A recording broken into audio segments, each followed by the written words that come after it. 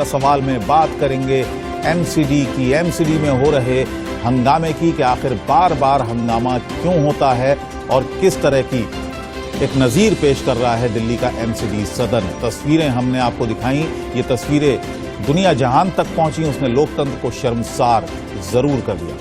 गली के गुंडों की तरह एमसीडी के पार्षदों के बीच धक्का मुक्की दिखाई दी, बाल खिंचाई और लात घूंसे चले।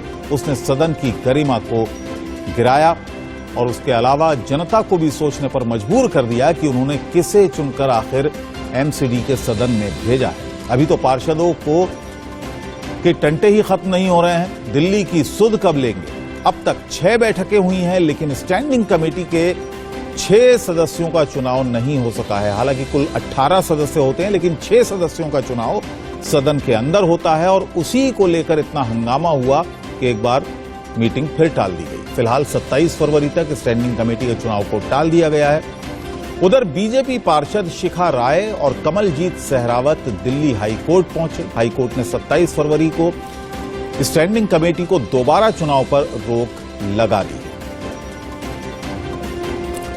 और देश के सवाल में आज हम सवाल जो उठा रहे हैं वो आपको बता देते हैं कि आखिर देश क्या पूछना चाहता है। दिल्ली में लोकतंत्र कितनी बार शर्मसार होगा? क्या एमसीडी का मतलब हो गया है मारो कूटो धक्का दो, यही निगम हो गया है? ऐसे पार्षदों का दिल्ली वाले आखिर क्या करेंगे? 6 मीटिंग्स हो चुकी हैं, 6 लड़ाइयां देखी हैं, 6 हंगामे देखे दिल्ली वालों ने और 6 सदस्य नहीं चुने गए। यही दिल्ली भी पूछ रही है, हम भी पूछ रहे हैं कि आखिर दिल्ली में एमसीडी में ये सब क्यों हो रहा है। 2 खास मेहमान हमारे साथ हैं, कुछ मेहमान और हमारे साथ जुड़ेंगे। वीरेंद्र बब्बर साहब हमारे साथ, प्रवक्ता भारतीय जनता पार्टी के। नीरज मिश्रा जी हमारे साथ हैं, प्रवक्ता कांग्रेस के हैं। धनेंद्र भारद्वाज हमारे साथ होंगे आम आदमी पार्टी से, और अरविंद मोहन जी कंसल्टेंट एडिटर हमारे इंडिया न्यूज के हमारे साथ होंगे। वीरेंद्र जी, आपसे ही शुरुआत करते हैं। बार बार क्योंकि आरोप भी आप पर लग रहे हैं, यानी बीजेपी पर लग रहे हैं, एलजी साहब पर लग रहे हैं कि उन्होंने जो नोटिफिकेशन दिए उसकी वजह से सारा हंगामा एमसीडी में हो रहा है।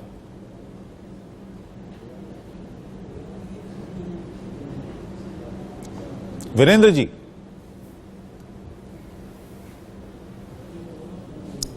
मेरी आवाज मिल रही है आपको?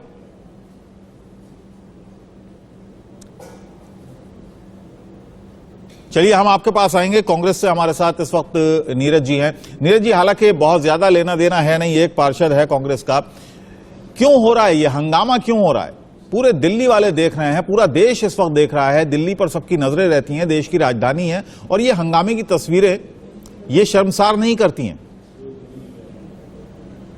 देखिए साहब, कांग्रेस पार्टी का लेना देना कितना है कि नहीं, लेकिन जो दिल्ली की जनता है उसका तो बहुत कुछ लेना देना है। जी जी बिल्कुल। और आज शर्मसार कोई देश में हुआ है तो वो दिल्ली की जनता हुई है, क्योंकि लोग जो बहरूपीय जिनके बारे में कांग्रेस पार्टी इनको अवगत करती थी कि ये लोग गुंडे हैं, वो भी सड़क छाप, इन गुंडे ने अपनी असली शक्ल तो वहां दिखा दी।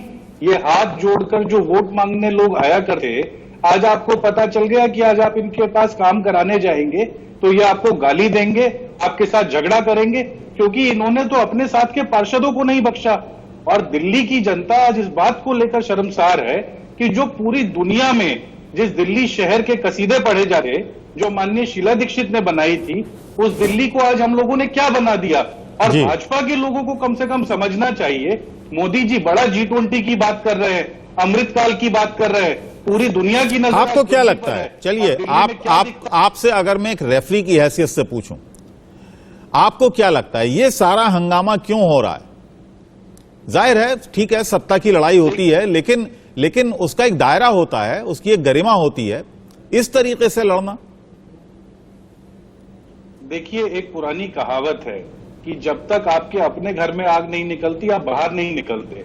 जब ये सारी चीजें केंद्र की सरकार एलजी के माध्यम से, चाहे केंद्र सरकार के दुरुपयोग से ये कांग्रेस की सरकारों के साथ किया जा रहा था, तब सब लोग खूब तालियां बजा करते थे। उसमें ये सत्ता दल जो आम आदमी पार्टी है दिल्ली में, ये सबसे आगे बढ़कर बजाया करता था। हम लोगों को समझना होगा कि देश के संविधान के साथ जब जब खिलवाड़ हुआ तो ऐसी ही स्थितियां बनी। नहीं, आपसे मैंने एक सवाल पूछा। नीरज जी एक मिनट, एक सेकंड। जी मैंने आपसे ये पूछा कि कौन इसमें सही है, क्योंकि कांग्रेस का फिलहाल कोई लेना देना नहीं है। मैंने शुरुआत में कहा, आपको शायद बुरा लगा मेरी ये बात, लेकिन मैं ऐसे पूछ रहा हूं, इसीलिए मैंने कहा कि आप एक रेफरी की हैसियत से बताइएगा। आप एक बड़ी पार्टी के नेता हैं, यहां पर आम आदमी पार्टी और बीजेपी, आम आदमी पार्टी आरोप लगाती है भारतीय जनता पार्टी पर, एलजी साहब पर आरोप लगाती है कि उन्होंने जिस तरह से नोटिफिकेशन दिल्ली में जारी किए हैं एमसीडी मेयर चुनाव को लेकर, डिप्टी मेयर चुनाव को लेकर, मनोनीत सदस्यों को लेकर, स्टैंडिंग कमेटी के सदस्यों को लेकर, वो गड़बड़ है। आप क्या मानते हैं, क्या ये वाकई ऐसा है? आम आदमी पार्टी के जो सदस्य हैं वो सही कह रहे हैं? देखिए भाई साहब, मैं उस पार्टी का नुमाइंदा हूं जिसने सबसे ज्यादा बार दिल्ली की सत्ता पर और केंद्र की सत्ता पर अपने आप को काबिज किया और लोगों के लिए काम किया। तो हम लोग समझते हैं कि ये सदन और सरकारें चलती कैसे हैं। आज जो स्थिति है इसमें गलती आम आदमी पार्टी की भी उतनी है जितनी भाजपा की है। क्या गलती है, चलिए बताइए क्या गलती है? 2022 के फरवरी से देखें जी, अगर 2000 के फरवरी से देखें, जब पहला डीलिमिटेशन का मामला दिल्ली के अंदर आया और 6 महीने के लिए चुनावों को जब स्थगित किया गया, तो उस समय यह बात जरूर हो रही थी कि इस डीलिमिटेशन की प्रक्रिया के अंदर कुछ झोलझाल है। लेकिन जब सदन चुना गया और आज तक के कुर्सी पर आम आदमी पार्टी की जो शैली ओबराय हैं वो बैठ गई हैं, तो अब सदन चलाने की जिम्मेदारी उनकी है। अगर हम लोग भाजपा के लोगों के वक्तव्य को माने कि वहां के अधिकारियों ने मान लिया कि वहां जो वोट हुए हैं उसके हिसाब से 3 भाजपा और 3 आम आदमी के स्टैंडिंग कमेटी के सदस्य जीते हैं, तो उसको मान्य करना चाहिए था। अब समझिए, एक बात बुनियादी तौर पर समझनी होगी, आम जनता को अपने पार्षद से हर वक्त काम पड़ता है, अपने विधायक से, सांसद से विरले काम पड़ेगा। दिल्ली का पहला सिटीजन होने के नाते आम आदमी के मेयर को अपने सदन के ऊपर एक डिसिप्लिनरी माहौल तो बनाना पड़ेगा ना। ठीक है, मैं वीरेंद्र जी को अलावा जो चीजें हैं उसके ऊपर तो आपको सारी चर्चा करनी पड़ेगी। मैं वीरेंद्र जी को शामिल कर लेता हूं इस बातचीत में। वीरेंद्र जी के पास हमारी आवाज नहीं पहुंच रही थी। वीरेंद्र जी, अब मेरी आवाज पहुंच रही है आपको? जी, मैं आपको सुन पा रहा हूं। जी, चलिए, मेरा सवाल यही था कि जिस तरह से आम आदमी पार्टी के जो पार्षद हैं, आम आदमी पार्टी के नेता हैं, बीजेपी को जिम्मेदार बता रहे हैं, एलजी को जिम्मेदार बता रहे हैं, लगातार यही आरोप हैं कि एलजी साहब जिस तरह से उन्होंने नोटिफिकेशन जारी किए वही गलत थे। अब इन 6 सदस्यों को लेकर हंगामा है। टोटल 18 सदस्य आएंगे जो स्टैंडिंग कमेटी में होंगे, लेकिन आरोप यही है कि बीजेपी चाहती है कि स्टैंडिंग कमेटी में उनका बहुमत हो जाए और इसीलिए सारा प्रपंच बीजेपी कर रही है।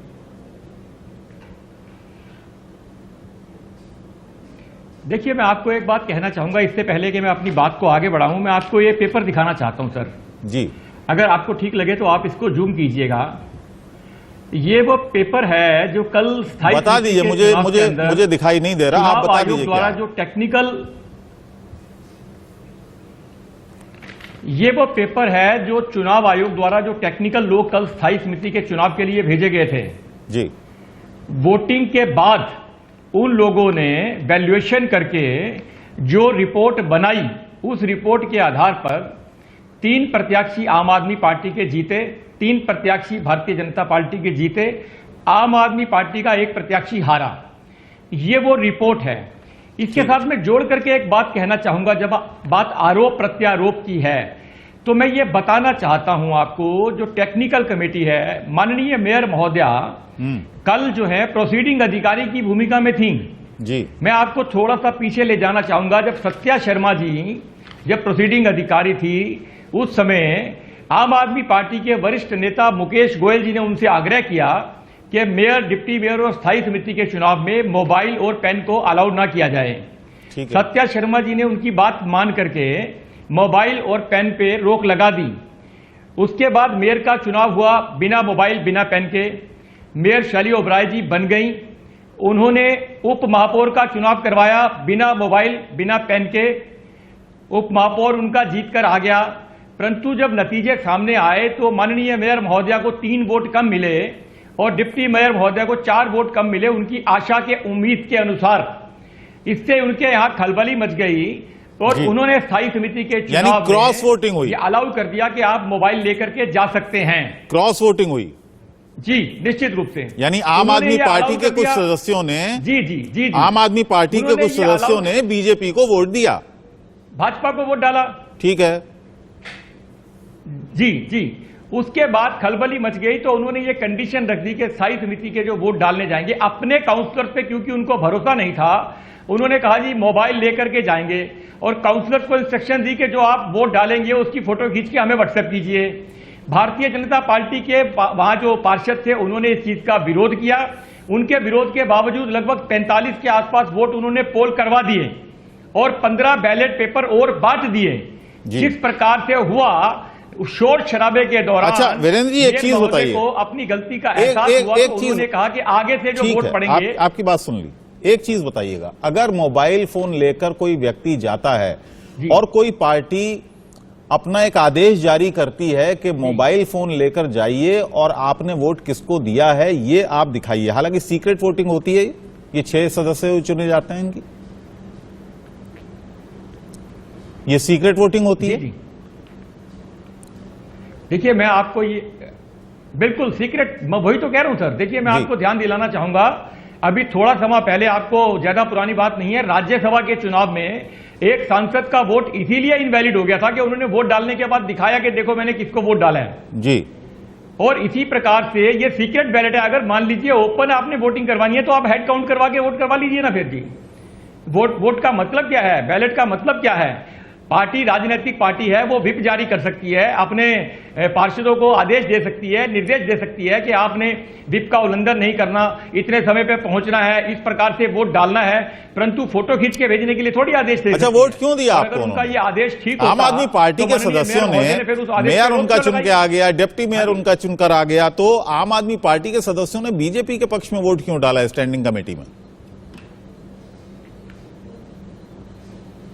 देखिए ये मैं क्या कह सकता हूं, मैंने ये नहीं कहा कि स्टैंडिंग कमेटी में उन्होंने बीजेपी के पक्ष में वोट डाला। मैंने आपको बताया कि मेयर और डिप्टी मेयर के चुनाव में जी, डिप्टी मेयर अपनी आशा से कम वोट मिले। डिप्टी मेयर का तो जो आम आदमी पार्टी, अभी आप स्टैंडिंग कमेटी की बात कर रहे हैं, स्टैंडिंग कमेटी का नतीजा मैंने आपको बताया, टेक्निकल कमेटी के अनुसार 3 पार्षद भाजपा के जीते हैं, 3 आम आदमी पार्टी के जीते हैं, 1 आम आदमी पार्टी का पार्षद हारा है। घनेंद्र भारद्वाज जी का रिएक्शन ले और मेयर महोदय, क्योंकि उस आम आदमी पार्टी के प्रवक्ता आ गए हैं हमारे साथ। एक मिनट, एक बात कहना चाहूंगा सर कि प्रोसीडिंग अफसर के रूप में, प्रोसीडिंग अधिकारी के रूप में मेयर महोदय की जिम्मेदारी मिलती थी, ये जिम्मेदारी बनती थी कि जो उन्हें टेक्निकल कमेटी ने रिपोर्ट दी है उसके आधार पर वो उस निर्णय की घोषणा करें, परंतु उन्होंने 2 घंटे तक उसको निपटा के रखा, रोक के रखा, बाद में उन्होंने एक वोट को इनवैलिड करने की बात कही। ठीक है, यही आरोप है आपका। चाहूंगा जब वोट अलग अलग हो रहे थे उसमें ना एक बात और सुनने वाली है, ध्यान देने वाली बात है सर, कि उसमें बीजेपी के भी पोलिंग एजेंट थे, आम आदमी पार्टी के भी पोलिंग एजेंट थे। अगर कोई इनवैलिड वोट था तो वो पहले निकलना चाहिए ना। नतीजा बनने के बाद आप एक जेन्युइन वोट को, एक जायज वोट को इनवैलिड करने का प्रयास कर रहे हैं। टेक्निकल कमेटी ने आपसे कहा कि वोट जायज है, इनलीगल नहीं है, इनवैलिड नहीं है, उसके बावजूद मेयर महोदय ने कहा कि आपको इसे इनवैलिड डिक्लेयर करना पड़ेगा। इनकी आदत बन चुकी है। घनेंद्र जी हमारे साथ हैं। घनेंद्र जी, आरोप लग रहे हैं कि जो मेयर हैं वो प्रोसीडिंग ऑफिसर के तौर पर उनको रहना चाहिए, लेकिन वो सिर्फ आम आदमी पार्टी की एक मेंबर के तौर पर, मेयर के तौर पर उसमें सदन में उन्होंने बिहेव किया है। देखिए, भारतीय जनता पार्टी का एक ही काम है, सुबह उठो झूठ बोल के उठो, रात में सो झूठ बोल के सो, गुंडागर्दी के दम पे, तानाशाही के दम पे कैसे भी सत्ता हथिया लो, लोगों को खरीद लो, लोगों को डराओ, सीबीआई के नाम से, ईडी के नाम से पैसे दो, पल्लो बंद दो, यही काम भारतीय जनता पार्टी का कोई काम नहीं है। 85 दिन हो गए दिल्ली एमसीडी चुनाव को हुए, दिल्ली के लोगों का क्लियर कट मैंडेट था कि एमसीडी में भी आम आदमी पार्टी की सरकार बने, एमसीडी में भी Arvind Kejriwal model of governance लागू हो। 85 दिन हो गए, बिल्कुल क्लियर कट मैंडेट था। 134 तो वो तो बन गए आपके मेयर भी, मेयर डिप्टी मेयर आपके बन गए। कितने दिनों बाद बने? 82 दिनों बाद। 82 दिनों तक लोगों के जनादेश को रोकने वाली भारतीय जनता पार्टी कौन होती है? कौन होती है? सत्या शर्मा। कौन होता है जी कि लोगों का जब जनादेश है तो 82 दिन सत्ता को बंधक बना लोगे? मिलने का, दिल्ली को चुप करा दो। मिलने का ये तरीका ठीक नहीं है। मैंने 82 दिन तक किसने इस मामले को लटकाया? बदतमीजी है, ये बदतमीजी है। मेयर के चुनाव के बीच में अड़चन किसने डाली? ये तरीका ठीक नहीं है, इनको चुप करा दीजिए। जी चलिए बोलिए आप। नहीं, ये तरीका ठीक नहीं। आप एंकर मैं चुप हो गया, आप बोलिए। वो बोल रहे थे, मैंने सुना, वो बोल रहे बीच में। जी जी, वीरेंद्र बब्बर जी बोलने दीजिए उनको। आप तो थे ही नहीं डिबेट में उस समय घनेंद्र जी। घनेंद्र जी बोलिए, मैंने पूरी डिबेट। बोलिए बोलिए घनेंद्र जी बोलिए, घनेंद्र जी बोलिए। देखिए, आप बोलिए, आप पिछले बोलिए। 50 आप बोलिए, मैं शांत हूं। देखिए, पिछले 85 दिनों से लगातार भारतीय जनता पार्टी दिल्ली के लोगों के जनादेश को बुलडोज कर रही है। 85 दिनों से एमसीडी की सत्ता को बंधक बना के रखा हुआ है। 85 दिनों बाद हमें सुप्रीम कोर्ट जाना पड़ा मेयर का चुनाव कराने के लिए। क्या दिल्ली के लोगों ने इसलिए मैंडेट दिया था कि हम सुप्रीम कोर्ट जाए? साफ साफ जनादेश था, मेयर हमारा बनना था, डिप्टी मेयर हमारा बनना था, स्टैंडिंग कमेटी हमारी बननी थी, क्योंकि लोगों ने वोट हमें दिया। लोगों ने कहा हमें नहीं चाहिए भ्रष्ट भारतीय जनता पार्टी। लोगों ने कहा हमें भ्रष्ट भारतीय जनता पार्टी का शासन एमसीडी में नहीं चाहिए। दिल्ली के लोगों ने कहा हमें अरविंद केजरीवाल की सरकार चाहिए। वीरेंद्र जी का कहना है, वीरेंद्र जी का कहना है, घनेंद्र जी, वीरेंद्र जी यहां पर कह रहे हैं कि आम आदमी पार्टी डरी हुई है क्योंकि उनको जो मेयर और डेप्यूटी मेयर में जो चुनाव हुआ उसमें कम वोटिंग हुई जितनी उम्मीद कर रहे थे। जाहिर है क्रॉस वोटिंग हुई। 3 बार पूरे देश के मीडिया ने दिखाया। 3 बार हाउस में गुंडागर्दी किसने करी? कौन थी pro tem speaker? Bharatiya Janata party की पार्षद सत्या शर्मा।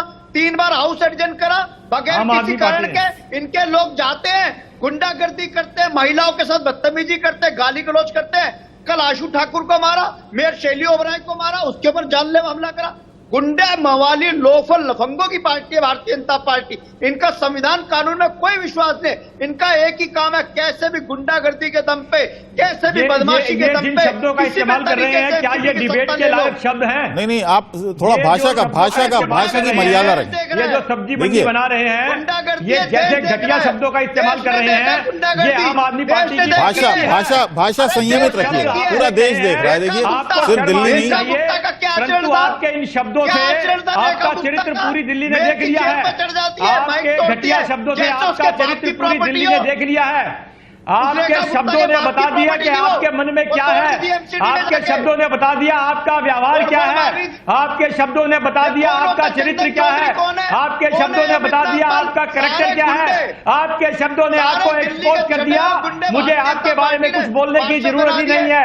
आपने बता दिया कि आपका चरित्र क्या है, आपका चाल चरित्र और चेहरा इस चैनल के माध्यम से पूरी दिल्ली ने। देखिए, हम मुद्दों पर बात कर रहे हैं। बारे में काफी है। देखिए, हम भाषा पर चले गए, हम मुद्दों पर बात कर रहे हैं। आप दोनों से ही हाथ जोड़ के मेरा एक अनुरोध है। वीरेंद्र जी, वीरेंद्र जी, वीरेंद्र जी, वीरेंद्र जी, वीरेंद्र जी, वीरेंद्र जी, घनेंद्र जी, वीरेंद्र जी, कभी डिप्टी शांत हो जाएं, शांत हो जाएं। हाउस में चले जाओ, तोड़फोड़ मचा दो। शांत हो जाइए घनेंद्र जी, शांत हो जाइए। घनेंद्र जी, घनेंद्र जी, वीरेंद्र जी, घनेंद्र जी, किसी चंदन चौधरी के बाप की प्रॉपर्टी नहीं थी। हम तो पहले दिन से कहते हैं गुंडे मवालियों की जो बात करते हो, एमसीडी की प्रॉपर्टी थी, हमारी प्रॉपर्टी थी, दिल्ली के लोगों की प्रॉपर्टी थी। किसका चरित्र क्या है? आपके शब्दों ने चरित्र तुम्हारा देख लिया गुंडा का, आपकी तुम्हारी गुंडागर्दी देख ली, चरित्र तुम्हारा देख लिया। चरित्र की बात करोगे, आपका गुंडे, लोफर, लफंगे, मवाली, चोर, उचक्के, सारे भारतीय जनता पार्टी के नेता करता हूं। आपको अपने शब्द भारतीय जनता पार्टी के पार्षद, ये शब्द आपके जिस प्रकार से कहे, उन शब्दों ने आपके चरित्र को एक्सपोज कर दिया है। आपको अपने शब्दों पर माफी मांगनी चाहिए। राष्ट्रीय चैनल पर बैठे हो, जैसे शब्दों का इस्तेमाल कर रहे हो, ये सब बीजेपी ने पार्षद बना दिए। मैं ऐसे घनेंद्र जी, नहीं बोल सकता। घनेंद्र जी, वीरेंद्र जी, गुंडी पार्षद कि दिल्ली की जनता सर, किस प्रकार से चोर, आपको मवाली नहीं होगी। ठीक है, दिल्ली की जनता सब देख रही है, पूरा देश देख रहा है, दिल्ली की जनता भी देख रही है इस वक्त। आपका चरित्र, वीरेंद्र जी, पूरा देश देख रहा है। चलिए शांत हो जाइए, थोड़ा आराम दीजिए। घनेंद्र जी, आप भी आराम दीजिए, थोड़ा सा गले को आराम दे लीजिए। आप शांत रहिए। अभी आप मुझे दे रहे हैं, गुंडा भी मुझे कह रहे हैं। अरे देश देख रहा तुम्हारे। अरे शांत रहिए। देखिए, परसों भी देखी, अब शब्दों का इस्तेमाल भी आप करें और गुंडे हम। अरे हाउस भाई में कमाल चाकू है लेके आपके घुस जाते फैसले हो, का। ब्लेड लेके हमारे घुस जाते पार्षदों हो। को पीटा, धनेंद्र जी, ब्लेड वाले हमारे पार्षद पार्षदों को कहां से आ नुकीली गए? चीजों से ये तो गुंडे घायल करते आपने हैं। किया। चाकू हमारे लेके पार्षदों गुंडे के घूमते बाल हैं, आपने ब्लेड खींचे। लेके जेब कतरे आपकी घूमते नेता हैं। आतिशी ने निर्देश दिया, ये ब्लेड पूरी लेके दुनिया जेब ने कतरे देखा किस घूमते हैं। प्रकार से सारे जेब आपकी कतरे, सरिता सारे चौधरी ने गुंडे, बात खींची। आप एक एक करके बोलेंगे तो ज्यादा इस डिबेट का थोड़ा सा अर्थ निकल ही आएगा दिल्ली वालों के लिए और देश के लिए। जो हो वो नजर नहीं आते हो। अरविंद जी, चीखने चिल्लाने चलिए। से सच नहीं हो जाओगे। चलिए वीरेंद्र जी, शांत हो जाइए। धनेंद्र जी थोड़ी देर के लिए शांत हो जाइए। मेरे साथ एक और खास मेहमान है, उनको मैं जोड़ूंगा। अरविंद मोहन जी हमारे साथ हैं, कंसल्टिंग एडिटर। डिबेट कीजिए, प्लीज गौर कीजिए, अपने शब्दों पे प्लीज शर्म कीजिए। वीरेंद्र जी शांत हो जाइए। धनेंद्र जी शांत हो जाइए। आपके बच्चे भी सुन रहे होंगे। अरविंद जी, उनको भी लगे ये हंगामा आप देख रहे हैं, से बात करते हैं। सदन में क्या हाल था ये भी आपने देखा और अंदाजा लगाया जा सकता है कि कितनी रस्साकशी हो रही है दोनों ही पार्टियों में, आम आदमी पार्टी और भारतीय जनता पार्टी में सत्ता हासिल करने के लिए। स्टैंडिंग कमेटी, पहले मेयर की हमने गतिरोध देखा, उसके बाद हमने देखा स्टैंडिंग कमेटी को लेकर जो गतिरोध, और यहां तो हद हो गई जिस तरह से लड़े सदन में। वजह क्या है? क्या 15,000 करोड़ का सदन कहलाया जाता है? 15,000 करोड़ की एमसीडी कहलाई जाती है। का नतीजा है ये, टेक्निकल कमेटी का नतीजा है। सिर्फ बजट और जी शांत हो जाइए। वीरेंद्र जी अरविंद जी को बोलने दीजिए। जी अरविंद जी, ऐसा लगता है कि समाज सेवा का भूत चढ़ा हुआ है दोनों दलों पे। ऐसी समाज सेवा तो मुझे नहीं लगता है कि मुल्क में कहीं जल्दी दिखाई देती होगी कि इस लेवल पे आके कि पूरी रात लोग वहां सोए रहे हैं और गुंडा बदमाशी जितनी भी हो उतनी की जाए। सुप्रीम कोर्ट को दखल देना पड़े म्युनिसिपल इसके चुनाव को लाइन पे ले आने के लिए, और तब भी चीजें लाइन पे नहीं आ रही हैं, और तब भी दोनों दलों के नेता जो हैं ये समाज सेवा के लिए लड़ रहे हैं। टीवी चैनलों सब समाज सेवा के लिए लड़ रहे हैं। ऐसी समाज सेवा पहली बार मुल्क देख रहा है जिसमें पार्टियां चुनाव लड़ती हैं, चुनाव में खर्चे की कोई सीमा नहीं, प्रचार कुप्रचार की कोई सीमा नहीं, नतीजे आने तक बेईमानी हर पॉसिबल होती है। फिर उसके बाद के सेवा देखिए कि 3 बार हाउस एडजॉर्न करना पड़ा, और बेशर्मी की लिमिट ये है कि जो लोग मनोनीत सदस्यों को वोट दिलवाना चाहते हैं, जो अब तक सारी बेईमानी कर रहे थे, वो अब आज तब से भाजपा प्रवक्ता यही कहे जा रहे हैं कि 3 वोट उनको ज्यादा मिल गया। अरे 3 वोट तुमको कैसे ज्यादा मिल? ये तो शर्म की बात है कि इतना हल्ला होने के बाद भी तुम 3 वोट ज्यादा अभी मैनेज कर ले रहे हो। ये मैनेजमेंट है? कोई ऐसा नीतिगत तो तुमने ऐसा कुछ खास नहीं कर दिया कि लोग आपसे नाराज होकर तुम्हारे पास आ जाए। अगर अब भी क्रॉस वोटिंग हो रही है तो ये क्रॉस वोटिंग जितना आपके लिए शर्मनाक है उससे 4 गुना बीजेपी के लिए शर्मनाक है। कायदे से तो अब जब कोर्ट ने दखल दे दिया, सारी दुनिया देख रही है, बल्कि एक टर्म खत्म होने को आ रहा है कि मेयर जो चुनी गई है उसको अभी पूरा वक्त भी नहीं मिलेगा, तो अब तो शर्म करना चाहिए दोनों पक्षों को कि चुनाव ठीक से हो, काम ठीक से हो। जिस कूड़े के पहाड़ के नाम पे चुनाव लड़ा गया, वो कूड़े अभी तो उसको एड्रेस ही नहीं किया गया। अभी तो दिल्ली में क्या होगा, कैसे होगा, उसको तो उसकी तरफ तो किसी का ध्यान ही नहीं है। अभी तो पूरा सदन ही ऐसी सेवा तो और किसी ने मेरे ख्याल से देखी नहीं होगी कि जो चलिए वीरेंद्र जी से एक दूसरे को वीरेंद्र जी से एक रिएक्शन ले लेता हूं। वीरेंद्र जी, अरविंद जी जाने माने पत्रकार हैं और बड़े वरिष्ठ पत्रकार हैं। उन्होंने कहा कि ये, हालांकि उन्होंने तंज किया कि देश सेवा के लिए लड़ाई हो रही है। उन्होंने एक बात महत्वपूर्ण कही है। उन्होंने कहा कि अगर अभी भी इतने हंगामे के बाद भी अगर क्रॉस वोटिंग होती है तो ये बीजेपी के लिए भी काफी नुकसानदेह है राजनीतिक रूप से।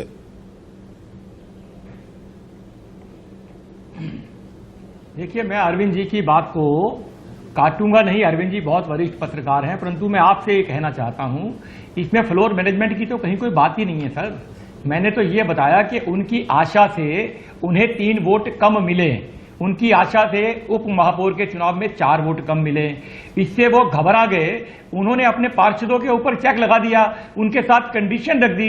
मैं माननीय अरविंद जी से ये बांटना चाहता हूं कि क्या ये कहां तक उचित है कि अपने पार्षदों को ये आदेश दिया जाए कि सीक्रेट बैलेट की फोटो खींच करके हमें भेजा जाए। क्या सीक्रेट बैलेट में नहीं, ऐसा सुप्रीम- होता है? सुप्रीम क्या ये कोर्ट के उचित है? कहने से वोटिंग और अगर कराना भारतीय कहाँ जनता तक पार्टी ठीक ने है? ये इसका बताइए विरोध पहले। किया तो क्या गलत किया? नहीं, पहले ये बताइए ना कि सुप्रीम कोर्ट से वोट कराना हाँ जी। कहाँ तक ठीक है? बात सुप्रीम कोर्ट तक क्यों गई? ये भी याद करिए कौन ना। जिम्मेदार था सुप्रीम कोर्ट तक जाने के लिए? देखिए मेरी बात को समझिए। हाँ। मैं आपसे पूछता हूं अरविंद जी, इसकी जिम्मेदारी किसकी थी? सुप्रीम कोर्ट में जाने की आवश्यकता क्यों पड़ी? माननीय जो हमारी वो पीठासीन आप अधिकारी थी, दोनों वो तो आज चुनाव बता रहे करवाना चाह हैं रही कि थी। दोनों अगर पक्ष 3 बार चुनाव जिम्मेवार नहीं है। हुए तो क्यों नहीं हुए? क्या आज भी आप देखिए, दोनों मैं बता ये- रहे हैं अगर कि कौन पीठासीन जिम्मेवार है। अधिकारी कोई ने कोई जब दूसरी सिस्टम बनता दुनिया है से तो तो आदमी प्रोटोकॉल- आता नहीं है डेमोक्रेसी में। जी डेमोक्रेसी में तो इसी दिल्ली के लोगों ने वोट दिया है मैं और तो जो किसी को चुने हुए जिम्मेदार हैं कह ही उनको नहीं रहा, काम आप ही करना फैसला है। कर दीजिए ना जी। दुनिया का आदमी तो आके आपको दखल देगा आप नहीं। वरिष्ठ मैं आऊंगा पत्रकार धर्मेंद्र हैं, जी आप- आपके पास आ रहा हूं। आप ही फैसला कर दीजिए सर, मेरा नहीं निवेदन नहीं, है। हम देखिए आप- हम फैसला करने वाले कौन होते हैं? दिल्ली की जनता ने अपना फैसला सुना दिया और दिल्ली की जनता ने जो भरोसा जिन पार्षदों आप पर वरिष्ठ जताया है, जिस पत्रकार हैं, पार्टी पर आपने जताया, अब उनकी जिम्मेदारी है, आप लोगों की जिम्मेदारी है कि एक स्मूथ सरकार एमसीडी में दिल्ली वालों को दें। घनेंद्र जी, सवाल यह उठ रहा है कि आखिर इतनी नौबत क्यों आई? इतना टकराव, इतना गतिरोध दिल्ली वालों को क्यों झेलना पड़ रहा है, क्यों देखना पड़ रहा है?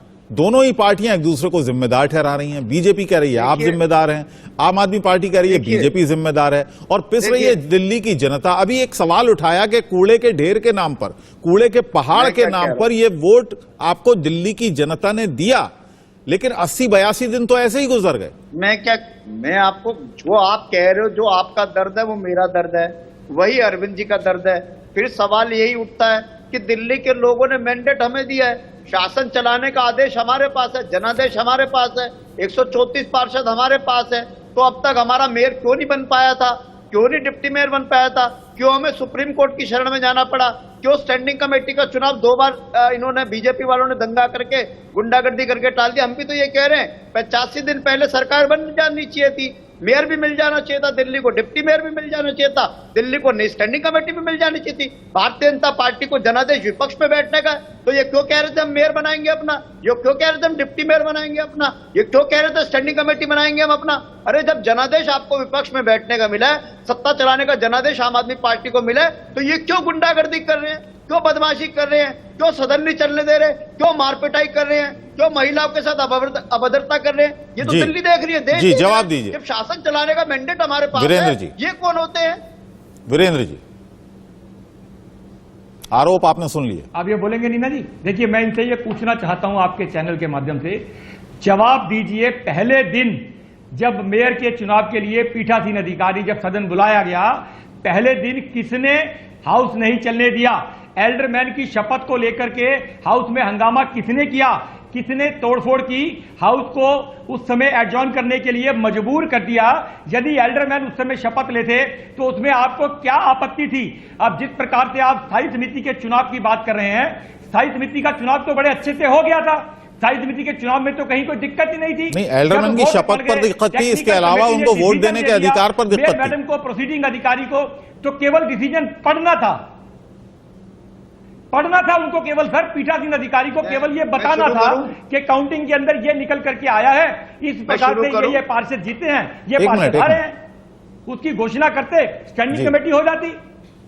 ठीक है घनेंद्र जी, आप पहले दिन से आ जाएं। पहली बात तो दिल्ली के लेफ्टिनेंट गवर्नर को कोई कॉन्स्टिट्यूशनल राइट नहीं है कि वो मनोनीत सदस्य बनाए, नॉमिनेटेड काउंसलर बनाए। पहली बार दिल्ली की सरकार को बाईपास करके इन्होंने 10 नॉमिनेटेड काउंसलर बनाए, और वो भी किन से? सिर्फ मात्र 3 जोन से, 4 नरेला से, 4 सिविल लाइन से, 2 सेंट्रल से। जिन 3 जोन में भारतीय जनता पार्टी की स्थिति कमजोर थी, वहां इन्होंने राजनीतिक षड्यंत्र के तहत 10 लोग नॉमिनेटेड काउंसलर बनाए, अनकॉन्स्टिट्यूशनल बनाए, दिल्ली की सरकार को बाईपास करके। क्यों किया फिर ऐसा? प्रोटेम स्पीकर, क्यों फिर किया प्रोटेम ऐसा? क्यों स्पीकर किया? मुकेश गोयल को बनना था। क्यों फिर किया प्रोटेम ऐसा? स्पीकर मुकेश गोयल को बनना था। अच्छा। इन्होंने भारतीय जनता पार्टी की जूनियर पार्षद सत्या शर्मा को बनाया।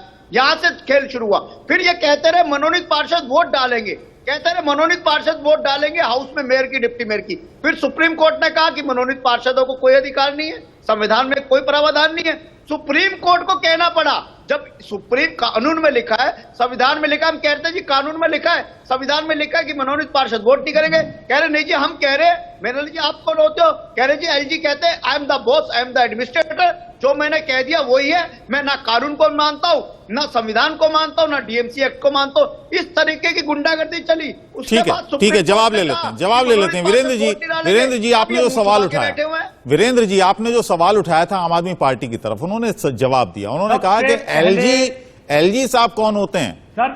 ये तो कानून में लिखा हुआ है कि नामित जो पार्षद हैं, जो एल्डरमैन हैं, उनको वोट देने का अधिकार नहीं है। ये सुप्रीम कोर्ट ने भी कहा। जी अब बताइए आप। सबसे पहले मेरा ऐतराज, जो अभी आम आदमी पार्टी के प्रवक्ता ने कहा कि एलजी को कोई अधिकार नहीं था एल्डरमैन बनाने का, एलजी को 100% अधिकार था एल्डरमैन बनाने का। अगर एलजी साहब को एल्डरमैन बनाने का अधिकार नहीं होता तो क्या आम आदमी कोर्ट नहीं जाते? ये पार्टी का आपको लगता है कि बिना कोर्ट में गए ये काम कर लेते? और जिस बात के ऊपर विवाद था कि एल्डरमैन की ओथ के ऊपर विवाद था, एल्डरमैन ओथ लेते, मेंबर बनते, उसके बाद तो वोट डालने की प्रक्रिया सामने आती।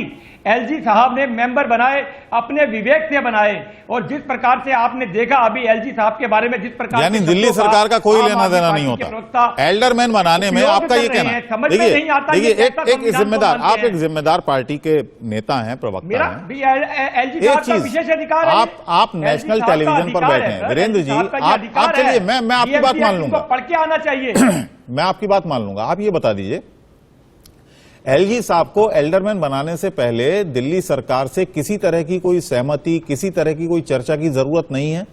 क्या यह है कानून एल्डरमैन बनाने के लिए, नामित पार्षदों का नाम देने के लिए? अगर देखिए, अगर मैं आपके बड़े सम्मान के साथ कहना चाहता हूं, यदि ऐसा कोई कानून होता तो निश्चित रूप से आम आदमी पार्टी के लोग इसके खिलाफ कोर्ट। ठीक है धर्मेंद्र जी, आप कोर्ट क्यों नहीं गए? आप सदन में हंगामा क्यों कर रहे थे? वोट नहीं डालने का अधिकार, आप सदन में हंगामा कर रहे थे, आप कोर्ट जाना चाहिए था। अगर ऐसा कानून में प्रावधान नहीं था तो देखिए सुन लीजिए जी।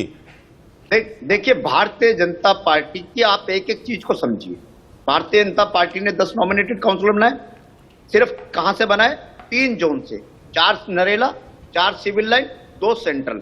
अगर एलजी साहब को रिप्रेजेंटेशन देना था, पूरी दिल्ली में 12 जोन है। नहीं, पहले उनके सवाल पर आइए धर्मेंद्र जी, पहले उनके सवाल का जवाब दीजिए। सुन तो लीजिए 10 जगह से बनाते, लेकिन सिर्फ 3 जोन से बनाया। इसका मतलब एलजी साहब 3 जोन में भारतीय जनता पार्टी को जिताने के लिए जितने नंबर्स कम थे उतने नॉमिनेटेड काउंसिलर बनाए।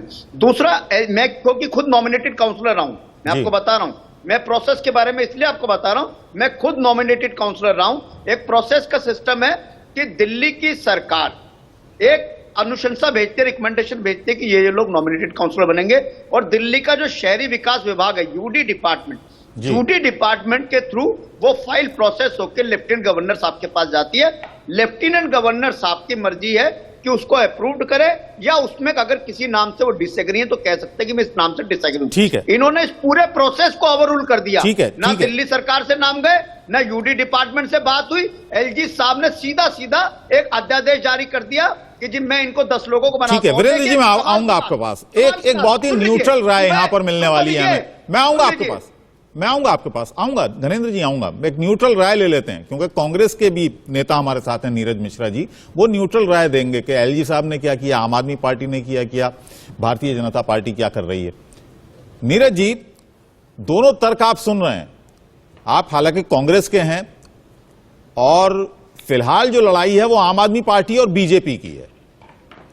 आपने बहस सुनी, आपको क्या लगता है कौन सही कौन गलत? देखिए भाई साहब, मुझे ऐसा लगता है कि ये जो टेक्निकल बातें करके देश की जनता को ये लोग अभी जो कंफ्यूज कर रहे हैं, उसकी जरूरत नहीं है। इन सब पार्षदों को सबसे पहले तो कैमरे पर आकर दिल्ली की जनता से माफी मांगनी चाहिए, और जैसे हाथ जोड़कर वोट मांगने ये लोग गए थे, आज दिल्ली की जनता सोच ये रही है कि हमने क्या गुंडों को चुन लिया है कि आज अगर काम कराने जाएंगे तो ये हमें गंदी गंदी गाली देंगे, हमारे साथ हाथापाई करेंगे। तो इनको पहले ये समझाना होगा कि ये जो लोग हैं, ये पार्षद बने हैं, ये कोई गुंडे नहीं चुने हैं दिल्ली की जनता ने। दूसरी बात ये जरूर है कि यहां पर ओवर इंटरफेरेंस एलजी साहब की तरफ से दिखता है, लेकिन इसका संज्ञान लेगा कौन? इसका संज्ञान कोर्ट लेगा। अगर आम आदमी पार्टी के लोगों को इस बात से शिकायत है कि एलजी साहब ने नॉमिनेशन की प्रक्रिया को अपने हिसाब से मोड़ दिया, तो उनके पास कोर्ट का रास्ता खुला था। लेकिन हम लोग फिर भी ये कहेंगे कि जब एक चुनी हुई सरकार किसी प्रदेश में, किसी यूनियन टेरिटरी में है, तो वहां एलजी साहब का जो रोल है वो कंसल्टेटिव होता है, वो अथॉरिटेटिव नहीं हो सकता। एलजी साहब को चुने हुए मुख्यमंत्री के साथ, जैसे शीला जी की पहली जो सरकार थी उसमें 5 साल अटल बिहारी वाजपेयी की सरकार के दौरान भाजपा के यहाँ एलजी रहे, लेकिन कभी ऐसी स्थिति तो नहीं बनी। तो आपको एक कंसल्टेटिव तरीके से दिल्ली की लोगों की जिंदगी आसान करने के लिए काम करना है, उस कूड़े को, पहाड़ को हटाने का काम करना है, उस यमुना को साफ करने का काम करना है, उस पानी माफिया को खत्म करने का काम करना है। इन सारे कामों के लिए एक समन्वय बनाना जरूरी है। और दिल्ली की जनता से भाई साहब हाथ जोड़कर आप लोगों से आग्रह है, कम से कम माफी मांगिए और टीवी पर यह मत दर्शाइए कि जो सदन पर हो रहा है वो आप लोग टीवी पर भी करेंगे। ठीक है वीरेंद्र जी, खुद ही एलजी साहब अथॉरिटेटिव हो गए, किसी तरह का कोई कंसल्टेशन उन्होंने राज्य सरकार से नहीं किया, मुख्यमंत्री से नहीं किया। अभी आदरणीय आम आदमी पार्टी के प्रवक्ता ने अपनी कही हुई बात को खुद ही काट दिया। पहले उन्होंने कहा कि एलजी साहब के पास अधिकार नहीं था एल्डरमैन बनाने का, बाद में उन्होंने कहा कि एलजी साहब ने 3 जून से ही क्यों बना दिए। दिक्कत यही है साहब, एलजी साहब के पास अधिकार था, और अभी ठीक कह रहे थे कांग्रेस के माननीय प्रवक्ता कि अगर इसमें कहीं भी गलती होती तो निश्चित रूप से आम आदमी पार्टी के लोगों को कोर्ट जाना चाहिए था। और रही बात दूसरी कि घनेंद्र जी कह रहे थे कि ये खुद नॉमिनेट मेंबर रहे हैं।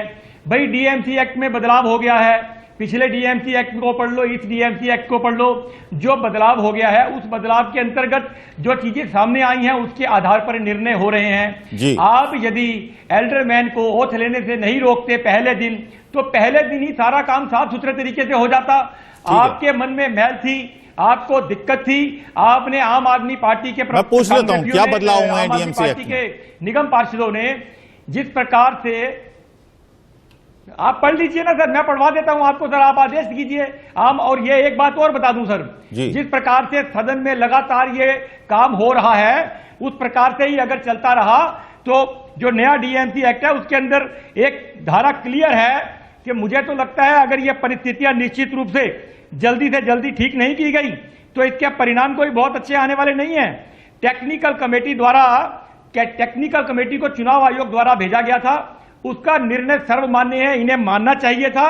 और जिस प्रकार से माननीय मेयर महोदया ने उन सबको बाईपास करके नए सिरे से चुनाव करवाने की घोषणा की है, उसका हम विरोध करते हैं। हम उसके खिलाफ कोर्ट जाएंगे क्योंकि वो पूरी तरह से असंवैधानिक है। और मैं जी का जवाब ले लेते हैं। रूल 490 धारा 490 नए डीएमसी एक्ट के अनुसार एक बात महत्वपूर्ण है, आपको कहना चाहता हूं जी, धारा 490 नए डीएमसी एक्ट के तहत अगर इस प्रकार से बार बार हाउस को विधन में डाला जाएगा तो हाउस को भंग भी किया जा सकता है। ठीक है, हाउस भंग हो सकता है, देना चाहिए, ऐसा कोई काम नहीं करना चाहिए। हाउस भंग हो सकता है अगर इस तरह की स्थिति लगातार बनी रही तो। धनेंद्र जी देखिए, भारतीय जनता पार्टी वालों ने बता दिया कि उनकी एक्चुअल प्लानिंग क्या है। ऐसे हाउस में झगड़ा नहीं हो रहा, ऐसे हर बार झगड़ा नहीं कर रहे, ऐसे हर सदन की बैठक में गुंडागर्दी नहीं हो रही। ये बकायदा एक लाइन तैयार की जा रही है, रूपरेखा तैयार की जा रही है, क्योंकि भारतीय जनता पार्टी को दिल्ली के लोगों ने एमसीडी की सत्ता से हटा दिया। एमसीडी की सत्ता जाने से भारतीय जनता पार्टी दुखी है, क्योंकि एमसीडी का मतलब भारतीय जनता पार्टी के लिए सिर्फ सेवा नहीं था। एमसीडी का मतलब हर साल 10 से 15 हजार करोड़ रुपए का जो corruption model Bharatiya Janata party का चल रहा था, वो करप्शन मॉडल रुक गया। उस करप्शन मॉडल को कंटिन्यू करने के लिए पिछले 1 साल से भारतीय जनता पार्टी अफसरों के माध्यम से बैकडोर से एमसीडी की सत्ता चला रही है। यही दुख है, यही तकलीफ है कि भारतीय जनता पार्टी को कि जो उनका पैसों का जो उगाई वाला सिस्टम है वो चलता रहे, क्योंकि भारतीय जनता पार्टी को दिल्ली के लोगों ने नकार दिया, एमसीडी से हटा दिया। अब इन्होंने नई चीज आपके टेलीविजन पे खुद ही कह दी कि हम एमसीडी को भंग कर सकते हैं। ये कौन होते भंग करने वाले? दिल्ली के लोगों ने जनादेश दिया। आपकी जहां सरकार नहीं बनेगी, तो जनादेश दिया है, जनादेश काम करने के लिए दिया है। आग लगा दोगे, कल को मान लो, कल को मोदी सरकार को अगर 2024 में वोट नहीं मिलता, देश के लोग हटा देते हैं, शब्दों का इस्तेमाल करते हैं, देश बंद कर देंगे, देश में आग लगा धनेंद्र देंगे, जी, देश में अपने गुंडे छोड़ दिल्ली वालों ने देंगे। एमसीडी को जो चुना है, एमसीडी के जो पार्षदों को चुना है, आपकी को सरकार को चुना है, वो काम करने के लिए चुना है। अरे काम तो जब होगा जब ये काम करने देंगे। मेयर, डिप्टी मेयर के चुनाव के लिए मैं सुप्रीम कोर्ट को जाना पड़ेगा, बताइए आप? जब लोगों का जनादेश साफ है, मैंडेट क्लियर है, उसके बाद भी हम सुप्रीम कोर्ट जा रहे हैं, रोज हाई कोर्ट जा रहे हैं, इसलिए थोड़ी दो है। दिल्ली के लोगों ने हमें शासन के लिए चुना है, सुप्रीम कोर्ट के बाहर खड़े होने के लिए थोड़ी चुना था। वीरेंद्र जी, कोर्ट के बाहर वीरेंद्र जी, थोड़ी वोट दिया था। वीरेंद्र जी, हर चीज में कोर्ट चले जाओ। दिल्ली सरकार का भी यही आरोप है, दिल्ली सरकार का भी यही आरोप है। अरविंद केजरीवाल आए दिन ये कहते रहते हैं कि उन्हें काम नहीं करने दिया जाता, केंद्र सरकार दखल देती है। केंद्र सरकार ने एलजी बिठा रखा है और एलजी के जरिए से उनको काम करने नहीं दिया जा रहा है। और यही बात अब आ रही है एमसीडी में। एमसीडी में भी इसी तरह की स्थिति का आरोप लगा रहे हैं आम आदमी पार्टी के प्रवक्ता बैठे हुए हैं यहां पर। ऐसी जब से, एक मिनट वीरेंद्र जी से जवाब ले लूं।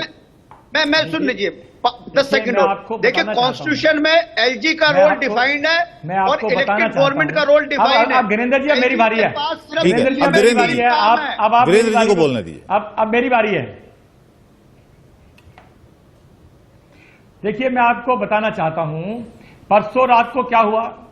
परसों रात को भी यही रहा, जब वोट डालने का विरोध किया गया, मोबाइल के साथ फोन नहीं जाएंगे, सारी चीजों को समझने के बाद हाउस को जिस प्रकार से माननीय मेयर महोदया ने रात को 3 बजे बिना किसी की मौजूदगी में, बिना किसी की वीडियोग्राफरी कराए हुए उस बैलेट बॉक्स को सील किया जिसमें वोट पड़ चुके थे, जबकि उससे पहले 9:50 पर निगम सचिव उन्हें रिपोर्ट दे चुके थे कि जिस प्रकार से आप वोट डलवा रहे हो वो असंवैधानिक है, वो गैर कानूनी है, इस प्रकार से ये वोटिंग नहीं हो सकती, लिहाजा चुनाव को नए सिरे से करवाना पड़ेगा।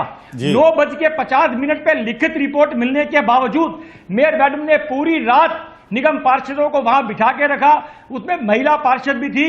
ये क्या था? जब आपको रिपोर्ट मिल चुकी है। और हमारी भारतीय जनता पार्टी के एक पार्षद शरद कपूर जब कोर्ट में गए, इनको जब नोटिस इशू हुआ तो इनको पता लग गया कि कोर्ट में जाके जवाब देना है, इसलिए एक दिन पहले तक रात को मेयर मैडम जो कह रही थी कि इसी प्रोसेस में चुनाव को आगे बढ़ाया जाएगा, अगले दिन शुरू होते ही हाउस उन्होंने कह दिया कि नए सिरे से वोटिंग डालेंगे, 1 नंबर से नए वोट डालेंगे। ये क्या कहता है? ये सब ये कहता है कि वास्तव में हाउस का माहौल, वातावरण बिगाड़ने का प्रयास आम आदमी पार्टी के लोग कर रहे हैं। चलिए, नवनिर्वाचित मेयर कर रही हैं। जो मेयर दिल्ली की जनता सब देख रही है। मेयर होना चाहिए, दिल्ली की जनता, वीरेंद्र जी, मेयर होना चाहिए, दिल्ली की वो जनता केवल आम आदमी पार्टी का कार्यकर्ता बन के रह गया है। दिल्ली की जनता सब देख रही है।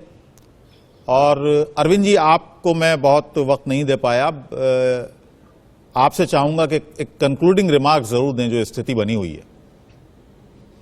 नहीं, देख, पार्टियों को बहुत साफ मैंडेट जो मिला, उसकी जगह कोर्ट पे भरोसा करना पड़े, पार्षदों को काम करने की जगह लठैती करनी पड़े, गुंडागर्दी करनी पड़े, पूरी रात सोने के लिए होती है, पूरी रात जग के आप वहाँ नाटक करते रहे, तो ये तो कुछ ज्यादा ही हो गया दिल्ली में। और जबकि दिल्ली की जनता मेरे हिसाब से पढ़ाई लिखाई, आमदनी, समझदारी सब में मुल्क में काफी सारे इलाकों से बेहतर स्थिति वाली है, तो उसके मैंडेट का तो आदर करना चाहिए। लेफ्टिनेंट गवर्नर हो या सरकार हो, सुप्रीम कोर्ट हो, मीडिया के लोग हो, सबको ये चीजें देखनी चाहिए। और इस तरह से नॉमिनेशन करना, बारी से पहले उनका शपथ ग्रहण होगा, वो वोट देंगे, वो ये सब चीजें करना बीजेपी के लिए मुझे लगता है तो इस शर्म में डूब के मरना चाहिए था कि 15 बरस आपने राज किया और लोगों ने आपको बाहर कर दिया। इसका तो लिहाज करिए कम से कम कि आप 15 साल से शासन चला रहे हैं। बहुत बहुत धन्यवाद अरविंद जी, आपका भी बहुत बहुत शुक्रिया। नीरज जी आपका भी, और वीरेंद्र जी आपका भी, धनेंद्र जी आपका भी बहुत बहुत शुक्रिया।